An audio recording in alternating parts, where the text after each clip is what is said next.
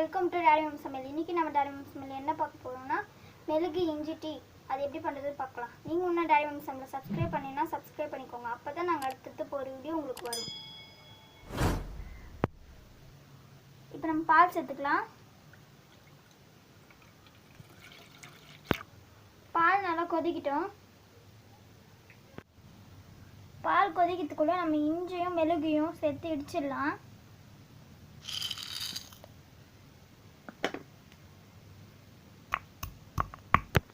இது நல்லா இடிச்சுக்கலாம்.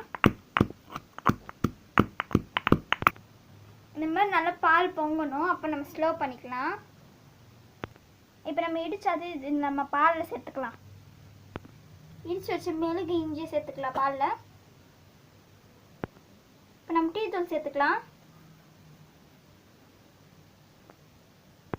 இப்போ நம்ம சர்க்கரை சேர்த்துக்கலாம். உங்களுக்கு ஸ்வீட்டுக்கு ஏற்ற மாதிரி சேர்த்துக்கோங்க. இப்போ நல்லா கொதி வந்த பிறகு நம்ம டீ ஆஃப் பண்ணிடலாம். அவ்வளோதான், நம்மளோட மெழுகு இஞ்சி டீ ரெடி ஆயிடுச்சு.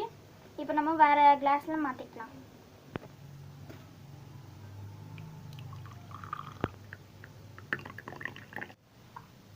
அவ்வளோதான், நம்மளோட மெழுகு இஞ்சி டீ ரெடி ஆயிடுச்சு. இது கோல்டுக்கோ இரும்பலுக்கோ ரொம்ப நல்லது.